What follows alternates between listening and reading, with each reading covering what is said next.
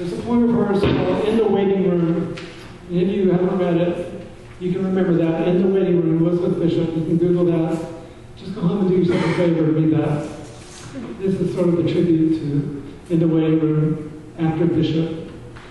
The night before my physical, I don't sleep so good. All the bad outcomes, all the life changers competing. But by morning I'm stronger, even arriving at the office early, sharing the couch with a woman whose mother is already behind the doors, maybe getting bad news, while the daughter is on her cell, complaining it was her brother's turn to bring moms here and sit in this room that can't be so different from that 1918 one in Worcester, Mass., where little Elizabeth Bishop waited for her Aunt Consuelo. The shy Bishop girl plunged into a strange spiritual fugue while reading a National Geographic straight through. Its hanging African breast, so horrifying. And now, 90 years later, I'm having my own waiting room magazine crisis. It's this column in the new Esquire forbidding men my age from ever saying the word dude again in public. And this is a life changer in itself. Dude, no more saying dude. Here is the one affliction I never considered all last night. How today would be my death of dude day. That day that none of us ever sees coming. That day that changes everything. And this is the waiting room's true gift. A heightened awareness of our shared buzz. This alive business. What we're so good at ignoring. The enormity of life. That same jolt that the little Bishop girl absorbed, that she was a she unlike any other she who had ever come before. Same as the moms, who's now limping back out on her diabetic foot. The daughter is rising, snapping her phone shut. And I am rising too, because I hear my name, my secret dog whistle of life, what calls to the me that is a he, who can never say dude again in public. And here's the dog. Look, the dog is smiling. His yarmulke is perfect. This dress-up is a big part of our role-playing game. What Dr. Ruth says is healthy in relationships. He's Orthodox, I'm Goyim. He knows his place, I know my place. He snaps on his plastic gloves. Actually, I don't have any plastic gloves.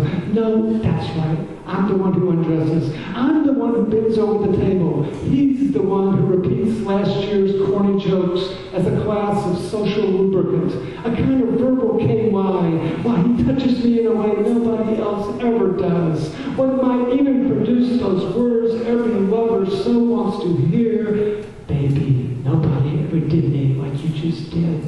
A platitude that can easily come out hollow, but with my boy, the dog, I don't even have to say it because he knows it already. It is unsaid between us. Same as how I knew this was coming, yet it's still such a big-eyed surprise. It makes me want to holler, dude! But I don't, because the next person in the waiting room might be reading that Esquire right now, and they might hear me, and maybe write a better poem than this one, so forget that. I bite the tongue that is my tongue. This is alive. Today is our shared day. Today is our selfish day. Tomorrow could be false rumors, and yesterday most certainly was a dream.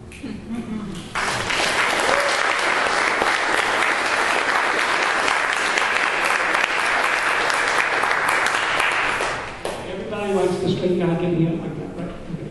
So, I'm going to finish up here, and then we're going to bring up Elise with Fill Us Free for some music.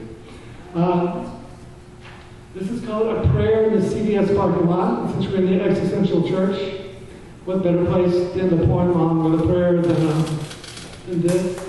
This goes back, it's been so hot lately, but we had a really, really cold winter. I don't remember it. I know, nobody remembers it. It just went on and on and on. Cold, cold, cold, cold, cold. It's 9 o'clock on a cold January night out on Buford Highway, where the multi and multicultural just won't stop. Velos Tacos up against Kimchi City, next to Asian Girl Happy Massage. And I'm in the CVS parking lot on an emergency mission for poster board, what may or may not be a teenager's scam to get the new Marie Claire and a jumbo Skittles. The girl now inside under lights so oppressive that could be from a just landed starship. A neon force field of trash-talking photons going, yo, you won't solo me? But my eyes are like, that's okay, we're good out here. We'll just take in the night sky and look, there they are, almost straight up. The Pleiades, the sisters, 7 stars, still in the same place they were for Moses, for Ulysses, for the Cro-Magnon dudes. Back before so much change down here on this rock where a tricked-out maroon Chevy truck has just pulled in. The heavy beat of a tuba's bass lines blasting away, rattling windows. Norteña! Or maybe it's ranchero music. It's accordions, Mexican horns, and sad, sad lyrics in Spanish. A young man in a straw cowboy hat easing out, so careful of his precious door. The other door swinging fast for a girl who looks like she might be needing poster board herself. But no, she's holding something high on her shoulder, a shrouded shape that must be a child. No, it's a baby swab against the northeast wind, a child mother cradling a child baby. Her steps to the automatic CVS doors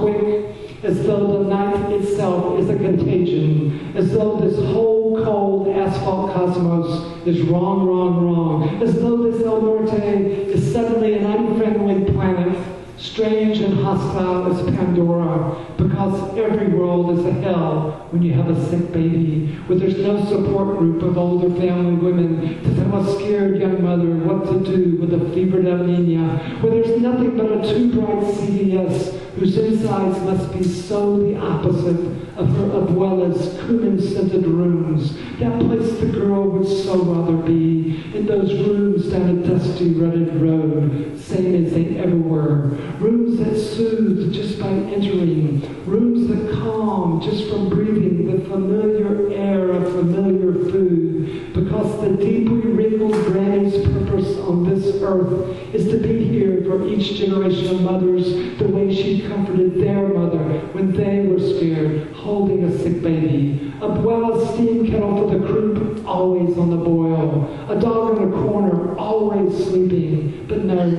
tonight the girl mother is on her own. On this freezing night, her abuela's comforting rooms are as distant as the 7 stars clustered together straight up over this big box of its 2 bright aisles. Each aisle confusing, boasting, conflicting claims. Each CVS aisle packed with chemical science instead of an old woman's smarts, compassion. Each CVS aisle offering product instead of a hug. Instead of that whisper in Spanish, it's okay, I've seen babies like this before. A whisper that always first calms the mother and that in turn calms the child. But tonight, this child mother is alone, walking these CVS aisles with her baby, as though the baby can maybe point out what it needs. The father is no help. He's outside guarding his truck, working a toothpick, nodding along to Los Tigres de la Norte, the thumping music. And inside, I can now see 2 girls. The Latina mother passing my own girl, who, instead of a baby, is holding candy, a magazine, and yes, some poster board, the supplies of an older childhood, what the mother girl will never know again. And yet, there is still hope. For somewhere in this great store sits a box or bottle that any wise granny would recognize as good. Pick out as a blessing to this girl child of a girl child. Any abuela would admit that this CVS contains more healing firepower than all her herbs, all her poultices. See, the old woman would nod, this is not a bad store. This is not a bad country. This is not a bad night.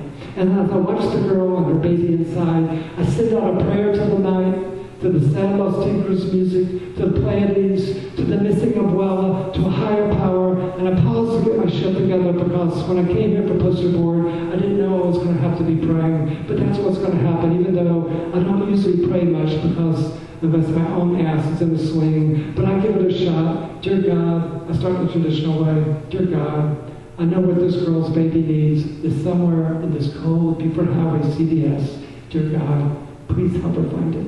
Amen.